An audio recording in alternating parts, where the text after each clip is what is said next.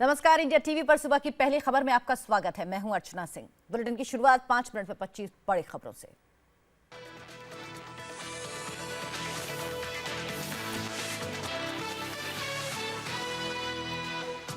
Delhi MCD के चुनाव जंग में आज 8 बजे से डाले जाएंगे वोट। सभी 272 सीटों पर होगी वोटिंग। कुल 2537 उम्मीदवार मैदान में।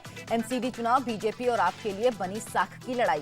पिछले 10 साल से तीनों एमसीडी पर है बीजेपी का कब्जा। एमसीडी चुनाव से कांग्रेस को बड़ी उम्मीद। सबसे ज्यादा 1004 उम्मीदवार नॉर्थ एमसीडी में है। साउथ एमसीडी से 985 और ईस्ट एमसीडी से 548 उम्मीदवार मैदान में। वोटिंग के लिए बनाए गए कुल 13,141 पोलिंग स्टेशन, 799 संवेदनशील और 208 अति संवेदनशील मतदान केंद्र। तीनों एमसीडी में करीब 1 करोड़ 32 लाख मतदाता डालेंगे वोट। 1 लाख कर्मचारी रहेंगे पोलिंग स्टेशन पर तैनात। 68 विधानसभाओं में बनाए गए 68 मॉडल पोलिंग स्टेशन। पहली बार वोट डालने वालों को गिफ्ट में गुलाब का फूल और चॉकलेट मिलेगी। एमसीडी चुनाव में इस बार बागियों की भरमार। बीजेपी, कांग्रेस और आम आदमी पार्टी से करीब 150 बागी मैदान में। एडीआर के मुताबिक 2315 में से कुल 697 करोड़पति उम्मीदवार। 173 उम्मीदवारों पर दर्ज है आपराधिक मामले। एमसीडी चुनाव से पहले केजरीवाल की बढ़ी मुश्किल। दिल्ली बीजेपी ने केजरीवाल के खिलाफ की पुलिस में शिकायत। मतदाताओं को धमकाने का आरोप। केजरीवाल ने साधा राज्यपाल पर निशाना। कहा, अनिल बैजल मुझे रोज मारते हैं गोली। पानी की समस्या को लेकर सीएम योगी आदित्यनाथ का फरमान। बोले, यूपी में कहीं भी नहीं आनी चाहिए पेयजल की समस्या। यूपी के सभी गांवों में पानी पहुंचाने के लिए कंट्रोल रूम बनाने के भी निर्देश। बुंदेलखंड से होगी योजना की शुरुआत। योगी ने आधी रात फिर लगाई अफसरों की क्लास। सीएम के सामने कल 4 विभागों का प्रेजेंटेशन। यूपी में सड़कों को 15 जून तक गड्ढा मुक्त करने के आदेश। किसानों को लेकर चिंतित योगी बोले, किसान भी स्तर पर बर्दाश्त नहीं करेंगे किसानों का शोषण। यूपी पुलिस ने एमपी पुलिस के आतंकियों वाले इनपुट की पुष्टि की। यूपी ने खुद भी जारी किया अलर्ट। साधु तांत्रिक के भेष में आतंकी कर सकते हैं हमला। आगरा मॉडल स्कार्फ विवाद ने पकड़ा तूल। सरकार का बयान, सीआईएसएफ या पुरातत्व विभाग के किसी कर्मचारी ने नहीं उतरवाए स्कार्फ। ताजमहल देखने वालों के लिए ऐसा कोई नियम नहीं। वीएचपी और बजरंग दल ने ताजमहल के बाहर भगवा झंडे के साथ किया प्रदर्शन। एसपी नेता आजम खान को योगी सरकार ने दिया झटका। जेड कैटेगरी की सुरक्षा घटाकर वाई की गई। 100 एसपी नेताओं की सुरक्षा वापसी का आदेश। विनय कटियार को जेड कैटेगरी की सुरक्षा का प्रस्ताव। आज बीजेपी संगठन महासचिव रामलाल ने विनय कटियार को किया तलब। राम मंदिर मामले में सीबीआई के खिलाफ बयानबाजी पर सफाई मांगी गई। मथुरा में गो महामहोत्सव में पहुंचे बाबा रामदेव। कहा, पूरे देश में हो गो हत्या पर पाबंदी। बाबा रामदेव ने राम मंदिर के सवाल पर कहा, 2 टूक, अब तो राम मंदिर का काम हो ही जाएगा। यूपी के फर्रुखाबाद में बिजली विभाग के एसडीओ जेई पिटे। गांव की महिलाओं ने बंधक बनाकर चप्पलों से पीटा। अधिकारियों पर कनेक्शन के बदले घूस लेने का आरोप। पुलिस के समझाने के बाद लोगों ने छोड़ा। गोरखपुर में बीएसपी एमएलए विनय शंकर तिवारी के घर पुलिस का छापा। अवैध हथियार के साथ एक गिरफ्तार। पुलिस ने 1 करोड़ की लूट के मामले में मारा था छापा। विधायक के घर नहीं मिला आरोपी सोनू पाठक। केंद्रीय मंत्री अनंत कुमार ने किया ट्वीट। डॉक्टर को लिखनी होगी सस्ती जेनेरिक दवाइयां। एनसीआई ने जेनेरिक दवाओं के लिए लागू किया कानून। अब फिजिशियन को पर्ची पर लिखना होगा दवा कंपनी का नाम। राहुल गांधी ने पीएम मोदी पर साधा निशाना। अधिकारियों को सोशल मीडिया के इस्तेमाल न करने की पीएम की सलाह की आलोचना की। अमेरिका में भारत के राजदूत नवतेज सरना की बुजुर्ग मां से मारपीट, गला दबाकर जान लेने की कोशिश। आरोपी नाती करणदेव चोपड़ा गिरफ्तार। सर, आंख और गर्दन पर गहरी चोट। मैक्स अस्पताल में चल रहा इलाज। नीति आयोग के गवर्निंग काउंसिल की तीसरी बैठक आज। पीएम नरेंद्र मोदी करेंगे अध्यक्षता। यूपी के सीएम योगी आदित्यनाथ भी होंगे बैठक में शामिल। जम्मू और कश्मीर के मुख्यमंत्री महबूबा मुफ्ती आज पीएम मोदी से मिलेंगी। बीजेपी पीडीपी संबंधों के साथ ही कश्मीर के हालात पर चर्चा करेंगी। रविवार को भी जम्मू कश्मीर के बड़गाम में सुरक्षा बलों की आतंकियों से मुठभेड़, 2 आतंकी ढेर। एआईएडीएमके नेता दिनाकरण चुनाव आयोग रिश्वत केस में दिल्ली पुलिस के सामने पेश हुए। दिनाकरण ने चाणक्यपुरी में क्राइम ब्रांच दफ्तर में दर्ज कराया बयान। दिल्ली पुलिस ने चेन्नई जाकर दिया था समन। आजमगढ़ में बच्चों ने मां पर ही जबरन धर्म परिवर्तन का आरोप लगाया। मां ने मौलवी के प्यार में पढ़कर बनाया धर्म परिवर्तन का दबाव। बच्चों ने एसएसपी ऑफिस में पहुंचकर दी शिकायत। उदयपुर में गोरक्षकों ने 2 ट्रकों में गोवंश की तस्करी करते हुए 4 तस्करों को पकड़ा। चारों को पुलिस के हवाले किया। नाराज ग्रामीणों ने लगाया सड़क पर जाम। मुंबई में अजीब वारदात। बंद घर में चोरी करने घुसे 2 चोरों ने भूत समझकर बुजुर्ग महिला को मार डाला। चोरों ने महिला की हत्या से पहले एक होटल में की थी चोरी। होटल के सीसीटीवी से पुलिस को मिला मर्डर का सुराग।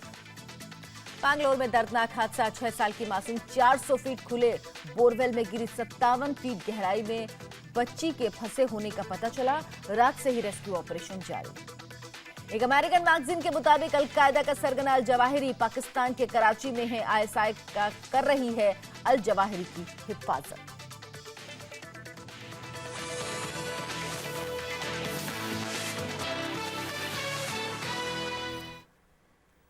5:25 खबरों के बाद सबसे पहले बात दिल्ली में आज होने वाले 3 नगर निगम के चुनावों की।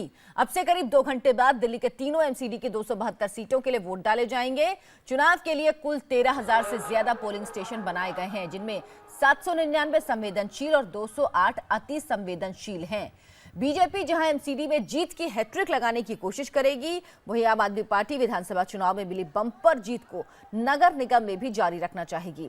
जबकि दिल्ली की सियासत में हाशिए पर पहुंची कांग्रेस के लिए एमसीडी का ये चुनाव अस्तित्व की लड़ाई है।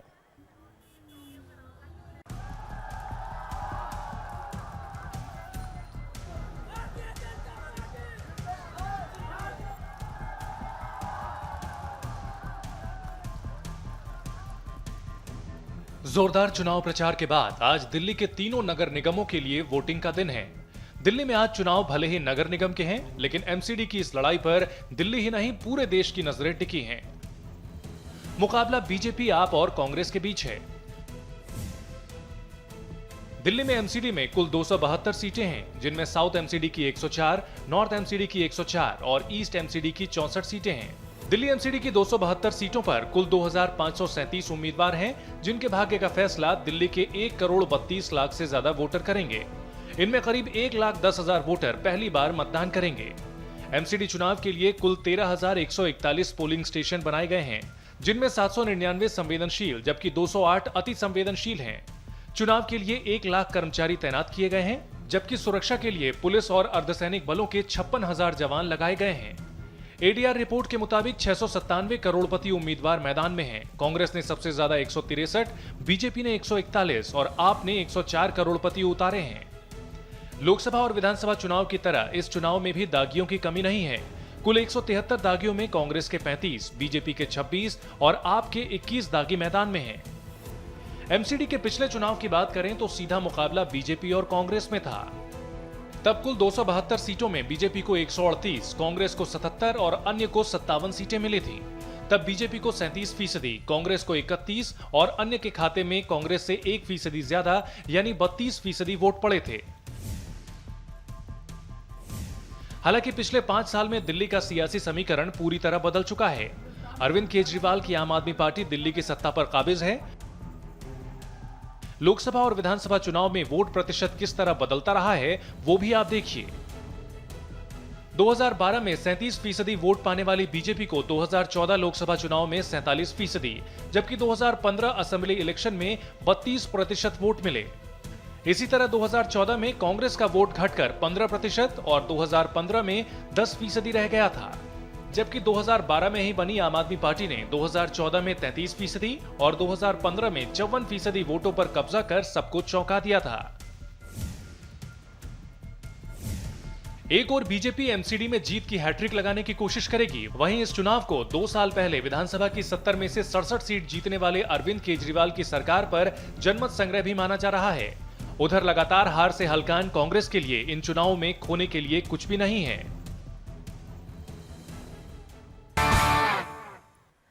अब आपको बताते हैं दिल्ली में एमसीडी का चुनाव इतना अहम क्यों है। दरअसल बीजेपी के लिए यह जीत इसीलिए जरूरी है क्योंकि 2019 जीतना है तो यहां फतेह हासिल करनी होगी। उसी तरह केजरीवाल के लिए अपने आधार को बचाए रखने की लड़ाई है ये, और कांग्रेस के लिए ये अपने वजूद की लड़ाई है। मैंने पूरी प्लानिंग करी है। मैं जो भी कहता हूं सोच समझ के बोलता हूं। हमारी अपनी सर्वे है, 208 सीटें हमें उम्मीद है हमारे इंटरनल सर्वे में आने की।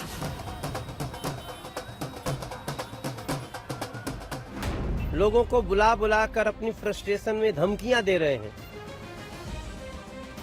कहने को तो दिल्ली में आज नगर निगम का चुनाव है, लेकिन इस बार ये चुनाव सिर्फ नगर निगम का नहीं है। बल्कि 3 पार्टियों की साख की जंग है।